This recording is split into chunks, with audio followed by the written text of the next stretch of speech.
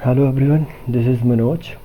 जैसे कि आपको पता है कि पूरी दुनिया में अभी क्या चल रहा है। दुनिया में ऐसे कोई ही देश होगा यहाँ पे कोरोना वायरस नहीं फैला है, वरना सभी देश में ये अभी तक फैल ही चुका है। बट ऐसे कुछ देश हैं जो इसको कंट्रोल करने में बेहद कामयाब हुए हैं। उनमें से एक है वियतनाम। बात करेंगे कि वियतनाम क्यों स्पेशल है और इसके बारे में क्यों बोला जा रहा है अभी। तो उसके बारे में जानेंगे कि इसने क्या मेजर्स वगैरह लिए हैं कि इस कंट्री में अभी तक इतना इन्फेक्शन फैला नहीं है और अब काफ़ी हद तक कंट्रोल्ड है। तो चलिए जानते हैं इसके बारे में। इससे पहले कि मैं आपको इसके बारे में बताऊं, मैं चाहता हूं कि आप इसकी लोकेशन को देख लें है और इसकी क्या लोकेशन है, क्योंकि उससे भी आपको काफ़ी जानकारी मिलेगी। तो लेट्स मूव टू मैप में देखते हैं कि इसकी लोकेशन क्या है। नाउ जैसा कि आप देख रहे हैं, ये वाला रीजन है, ये इसको कहते हैं साउथ ईस्ट एशिया। जी हाँ, ये है इंडिया और यहाँ पे आपको मिलेगा बांग्लादेश, म्यांमार और ऊपर चाइना। तो इसके नीचे चलते हैं, चाइना के नीचे चलते हैं तो आपको 3-4 कंट्री कंपोज्ड हुई मिलेंगी। यह है लाओस, थाईलैंड, कंबोडिया और इसके साथ ही है वियतनाम। वियतनाम को देखा जाए तो इतना बड़ा इनका स्पेस नहीं है, काफ़ी छोटा स्पेस है और एक बड़ी सी कोस्ट लाइन है जो कि करीब 3500 किलोमीटर की है और ये 48 किलोमीटर वाइड है देखा जाए तो। यहाँ पे आपको इसकी सबसे पॉपुलर सिटी मिलेगी हो ची मिन्ह और इसके वेस्ट साइड पर देखें तो ये लगभग 3 कंट्री के साथ बॉर्डर शेयर करता है। वेस्ट साइड पे लाओस और कंबोडिया के साथ और नॉर्थ साइड पे चाइना के साथ और ईस्ट साइड पे ये साउथ चाइना सी के साथ अपनी कोस्ट लाइन शेयर करता है। यहाँ पे एक और बात जानने की है कि इसके नॉर्थ साइड पे मैकॉन्ग रिवर बहता है जो कि ड्रेन होता है साउथ चाइना में। और तो ये था वियतनाम का लोकेशन, इससे आपको काफ़ी हद तक पता चला होगा मैं इसको क्यों बताना चाह रहा था, क्योंकि ये डायरेक्टली चाइना के साथ बॉर्डर शेयर करता है। और आप जानते होंगे चाइना ही एपी सेंटर है कोरोना वायरस का, वुहान चाइना में ही है और इसीलिए मैं आपको ये बताना चाहता था। तो लेट्स मूव टू स्लाइड्स। इसकी लोकेशन वगैरह हमने देख ली, अब इसके कुछ फैक्ट्स वगैरह देख लेते हैं जिससे आपको क्लियर हो जाएगा और आप इससे रूबरू हो जाएंगे। तो इसकी कैपिटल है हनोई, जो कि इसकी सेकंड पॉपुलर सिटी है हनोई और इसकी करेंसी है डोंग। यहाँ पे रूलिंग अथॉरिटी है कम्युनिस्ट पार्टी ऑफ वियतनाम। जैसा कि चाइना में भी कम्युनिस्ट पार्टी है तो वियतनाम में भी कम्युनिस्ट पार्टी है। दुनिया में 4 ही ऐसे देश हैं यहाँ पे कम्युनिस्ट पार्टी है, एक है चाइना, लाओस और क्यूबा और Vietnam. China, Laos, Cuba, Vietnam. इसकी पॉपुलेशन को देखी जाए तो 10 करोड़ के करीब इसकी पॉपुलेशन और ये दुनिया का 15th मोस्ट पॉपुलस देश है, 15th मोस्ट पॉपुलस देश। जबकि इसका एरिया देखा जाए तो इतना बड़ा नहीं है। इसका मतलब ये है कि ये डेंसली पैक्ड है, जो कि बिल्कुल ठीक नहीं है। इस समय कोई भी डेंसली पैक्ड एरिया बिल्कुल खतरे के घेरे में है। इसकी लार्जेस्ट सिटी हो ची मिन्ह है और यहाँ पे रिलीजन वगैरह कुछ कोई प्रोमिनेंट इतना है नहीं, बट मोस्टली बुद्धिस्ट है। अब इसकी हिस्ट्री भी बड़ी इंटरेस्टिंग है। यहाँ पे देखा जाए तो 939 AD तक यहाँ पे चाइनीज़ लोगों ने रूल किया था, बट ये वियतनाम इनसे खुश नहीं थे। ये इंडिपेंडेंट होना चाहते थे और हमेशा रेजिस्ट ही करते थे। 1939 के बाद चाइनीज़ को बाहर निकाल दिया गया, डिफीट कर दिया गया और उसके बाद वियतनाम में लोकल रूलर्स आ गए। वहाँ के कोई एक रूलर नहीं था स्पेसिफिक, वहाँ के लोकल रूलर्स आ गए। उन्होंने इसको डेवलप किया वियतनाम को और रूल किया 1802 तक।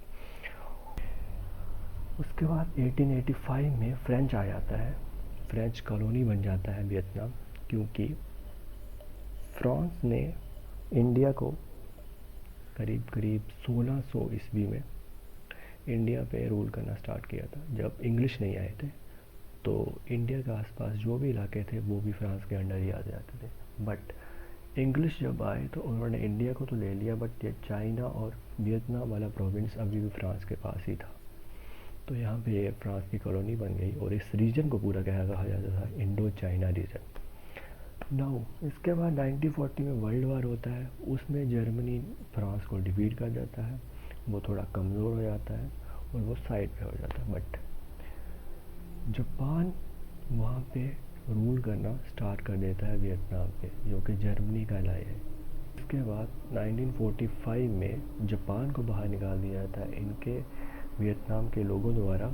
और बट इसके बाद फ्रांस फिर से आ जाता है, वो फिर से कब्जा करने की कोशिश करता है और लगभग वहाँ पे 8 साल वहाँ पे लड़ाई चलती है और करीब करीब 1954 में फ्रांस डिफीट होता है और पूरी तरह से वियतनाम आज़ाद हो जाता है। बट इसके बाद भी इनमें हालात वियतनाम में हालात सामान्य नहीं रहते, क्योंकि वहाँ पे दो ग्रुप्स बन जाते हैं, नॉर्थ वियतनाम और साउथ वियतनाम। नॉर्थ वियतनाम में कम्युनिस्ट पार्टी थी और साउथ वियतनाम में डेमोक्रेटिक थी। बट वहाँ पे कोई पार्टी नहीं थी, वहाँ पे जो मिलिट्री रूल चलता था, वहाँ पे कोई पार्टी नहीं थी। बट कुछ लोग ऐसे थे वहाँ पे जो नॉर्थ और साउथ को मर्ज करना चाहते थे और एक ही कंट्री बनाना चाहते थे। उनको कहते थे वियट कॉन्ग। वियट कॉन्ग वो लोग थे जो नॉर्थ और साउथ को कंबाइन करके एक ही वियतनाम बनाना चाहते थे।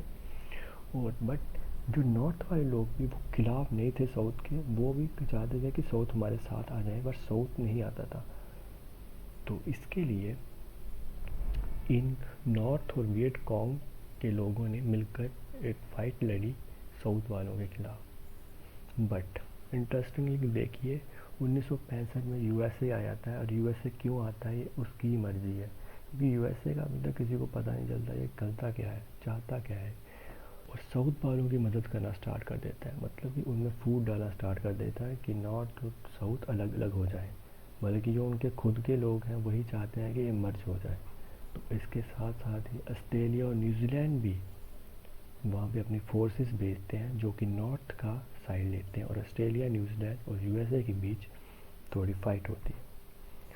उसके बाद 1965 से लेकर 1975 तक नॉर्थ जो वियतनाम के लोग थे और वाइट कॉन्ग के लोग थे, उनके एफर्ट से बहुत ही बेनिफिट हुआ और 1976 में नॉर्थ लोग जीत गए और साउथ उनके साथ मर्ज हो गया, और इसके बाद कहा गया सोशलिस्ट रिपब्लिक ऑफ वियतनाम। अब इसको कहा जाता है socialist republic of Vietnam. Now let's move to the main topic. Worldometer को आप खोलेंगे, वर्ल्डोमीटर की ऑफिशियल साइट है, उसको आप खोलेंगे तो आप हैरान ही रह जाएंगे, क्योंकि इतने केसेस हो रहे हैं कि आप अगर नीचे स्क्रॉल डाउन करते जाएंगे तो कुछ ऐसा नज़ारा आपको मिलेगा। जो आप कंट्रीज़ देखते हैं अभी यहाँ पे, इन कंट्रीज़ की पॉपुलेशन बहुत कम है, बट इनमें से एक कंट्री है जिसकी पॉपुलेशन बहुत ज़्यादा है। आप समझ ही चुके होंगे, मैं बात कर रहा हूँ वियतनाम की। बट यहाँ पे केसेस देखिए, 270 केसेस आए हुए हैं। ये आज का ही सीन है, आज का ही ये डेटा है मैंने लिया हुआ। 270 केसेस आए हैं, उनमें से टोटल रिकवर 219 हो चुके हैं और ओनली 51 लोग यहाँ पे एक्टिव हैं, एक्टिव केसेस हैं। और यहाँ पे एक ध्यान देने वाली बात है कि डेथ कोई नहीं हुई है, अभी तक डेथ यहाँ पे कोई नहीं हुई है, और इनके टेस्ट भी काफ़ी अच्छे हैं। देखिए 2,61,000 टेस्ट ये कर चुके हैं, और अगर पर मिलियन की बात करना है तो 2681 ये टेस्ट कर देते हैं पर मिलियन पॉपुलेशन के हिसाब से। तो देखा जाए तो इतनी ज़्यादा बुरी हालत नहीं है, बल्कि बहुत ही अच्छे स्टेटस है इनका कोरोना वायरस का। और यही सबसे मज़ेदार बात है, इसी के बारे में बात करेंगे कि इन्होंने क्या मेजर्स लिए हैं जिससे इस कंट्री में इतना ज़्यादा इन्फेक्शन नहीं फैला है। नाउ यहाँ पर पहला केस आता है 23 जनवरी 2020 को। 23 जनवरी 2020 को पहला केस यहाँ पे आता है। कोई आदमी जो वुहान गया था वो वापस लौटता है अपने घर, उससे इन्फेक्शन फैलता है, वो पहला आदमी होता है जिसको कोरोना वायरस होता है। वो जो अपने बेटे से मिलता तो उसको भी हो जाता, तो एक ही दिन में वहाँ पे 2 केस आते हैं। 23 जनवरी को वहाँ पे 2 केस आते हैं। इसके बाद 25 जैन को उनके पीएम, उनकी गवर्नमेंट डिक्लेयर करती है एक वॉर अगेंस्ट कोरोना वायरस। वहाँ पे वॉर ही डिक्लेयर कर देते हैं, मतलब कि देखिए उन्होंने किस सीरियसनेस से लिया है इसको, वॉर ही डिक्लेयर कर दी है। 25 जनवरी एक डेट इसीलिए भी इम्पोर्टेंट है क्योंकि उस दिन वियतनाम के लोग टेक न्यू ईयर मनाते हैं। टेक न्यू ईयर कुछ नहीं है, न्यू ईयर का ही एक पार्ट है जो वियतनाम के लोग खुद बनाते हैं।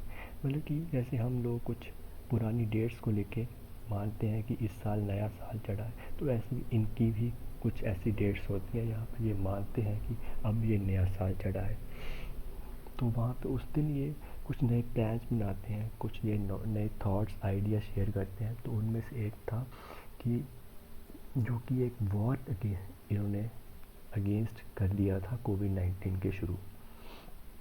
नाउ देखिए एक्शन कितनी जल्दी जल्दी लिया है। उसके 6 दिन बाद 1 फरवरी को ये अपने सारे एयर लिंक्स चाइना के साथ बंद कर देते हैं, अपने स्कूल्स यूनिवर्सिटीज़ को बंद कर देते हैं, और साथ ही वहाँ का जो एक प्रोविंस है विनफुक, उसको ये क्वारंटीन कर देते हैं। क्यों करते हैं? क्योंकि वहाँ पे वुहान से माइग्रेंट्स आते हैं, वहाँ से ज़्यादा लोग वुहान में गए होते हैं। वुहान जो कि एक एपिसेंटर था कोरोना वायरस का, वहाँ पे काम करने जाते थे वहाँ के लोग, तो उस इलाके को ये क्वारंटीन कर देते हैं। और साथ ही एक 14 डे क्वारंटीन स्कीम लगाते हैं ताकि जो भी इंसान बाहर से ट्रैवल करके आ रहे हैं उसको 14 दिन तो क्वारंटीन करना ही करना, ये उनकी स्ट्रेटजी थी। इसके बाद वो कंप्लीट ट्रेसिंग करते हैं, जो भी पीपल वायरस के कांटेक्ट में आ सकते हैं, जो आए हुए हैं, उनको ट्रेस करना स्टार्ट कर देते हैं। कि देखिए कितनी फास्ट, यही था, यहीं से ये बचे हुए हैं।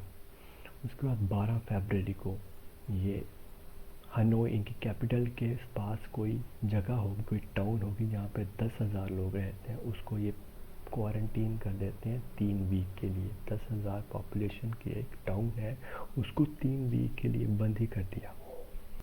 जो यूरोपियन कंट्रीज़ हैं वो जो इन्फेक्शन हो चुकी है जिनको, वो उनके साथ जो डायरेक्ट कम्युनिकेट हुए हैं, डायरेक्ट लोग कांटेक्ट में आए हैं, वो सिर्फ उनको ही ट्रेस कर रही है। बट वियतनाम ने क्या किया, जो कि 2nd, 3rd और 4th लेवल के कांटेक्ट भी आए थे उनको भी चेक करे थे। इसका मतलब ये था कि अगर लगा लो अगर मुझे कोरोना वायरस हुआ है और मैं किसी के कांटेक्ट में आया हूँ, वो तो सभी देखेंगे कि उसके कांटेक्ट में कौन कौन आया। बट जो मेरे कांटेक्ट में आया था और वो उस आगे किसके कांटेक्ट में आया वो भी इन्होंने देखा। तो ये कितनी बड़ी बात है, ये बहुत ही अच्छे मेजर्स लिए थे इन्होंने।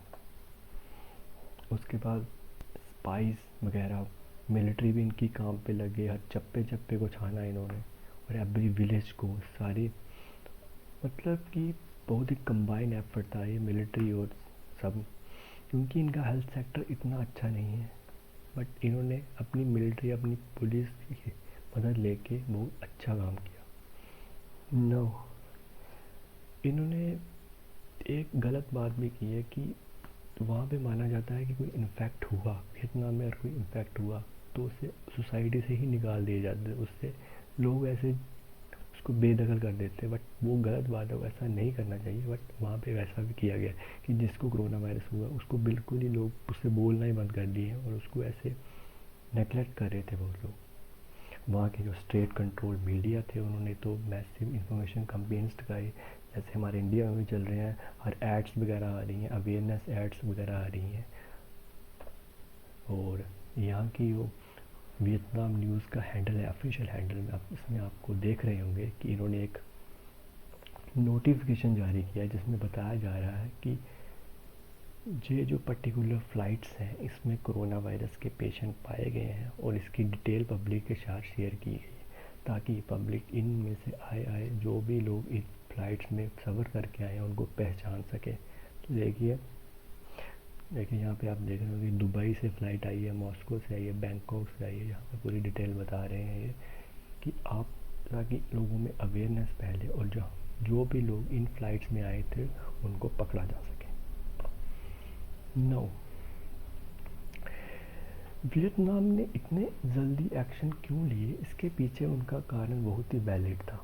क्योंकि वियतनाम इतना ज़्यादा कोई इकोनॉमिकली स्ट्रांग नहीं है।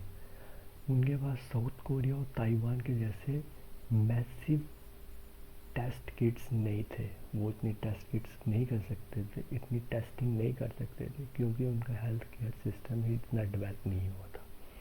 बल्कि उनके मेयर हो ची मिन के एक मेयर ने कहा था कि हमारी जो सिटी है हो ची मिन, इसमें सिर्फ 900 इंटेंसिव केयर बेड्स हैं। लगा लीजिए हो ची मिन उनकी मोस्ट पॉपुलर सिटी थी और उसमें सिर्फ 900 इंटेंसिव केयर बेड्स है। लगा लीजिए हिसाब कि वो कितनी बुरी हालत थी उनकी। और इस एपिडेमिक के लिए जो बिल्कुल सही नहीं था कि आप सिर्फ 900 आपके साथ इंटेंसिव केयर बेड्स हैं। मैं वेंटिलेटर की बात नहीं कर रहा, मैं सिर्फ बेड्स की बात कर रहा हूँ। और अगर इतनी पॉपुलर इलाके में वो फैलता तो उसको रोकना बहुत मुश्किल हो जाता है। साथ में ये पता चला कि उनके पास 8 डॉक्टर जो उनके थे वो 10,000 लोगों को देख रहे थे। एक सर्वे किया गया था कि हाउ मैनी डॉक्टर्स पर 10,000 पीपल। तो उसमें पाया गया कि वियतनाम में 8 डॉक्टर्स जो कि 10,000 लोग को देख सकते हैं। मतलब कि रेशो कहाँ जाता है ये। बट इंडिया में भी ऐसा ही है। इंडिया में कुछ पीछे नहीं है, क्योंकि इंडिया में भी हेल्थ केयर क्राइसिस है ही। आप देखें, अगर WHO क्या कहता है कि एक डॉक्टर के पास सिर्फ 1000 पेशेंट देखने बनते हैं। बट इंडिया में देखिए आप, किसी भी स्टेट के पास 1000 लोगों को देखने के लिए एक डॉक्टर नहीं है।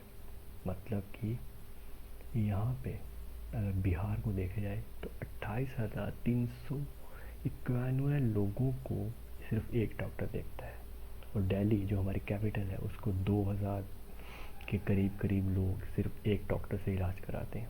तो देखिए, एक भी स्टेट इस नंबर को क्वालिफाई नहीं करती है। तो कहाँ नहीं कहाँ हम भी बहुत पीछे हैं, बट वियतनाम उससे भी ज़्यादा पीछे था। तो इसीलिए ये मेजर्स वगैरह लिए गए हैं ताकि वहाँ पे स्प्रेड ना हो। और वो बहुत हद तक कामयाब हुए हैं, बहुत ज़्यादा हद तक। क्योंकि 23 जनवरी को अगर अपना पहला केस आता है और आज मई 1 है और अभी तक आपके सिर्फ 270 केस हुए थे और जिनमें से 216 ठीक हुए हैं, तो ये वाकई बहुत अच्छा काम किया है। और इंडिया भी अपनी जगह पूरा काम कर रहा है। और यकीन मानिए, हम ज़रूर सक्सेसफुल होंगे। होप सब कुछ अच्छा हो। तो थैंक यू। होप आपको कंटेंट अच्छा लगा हो। अगर लगा हो तो शेयर करें। Thank you.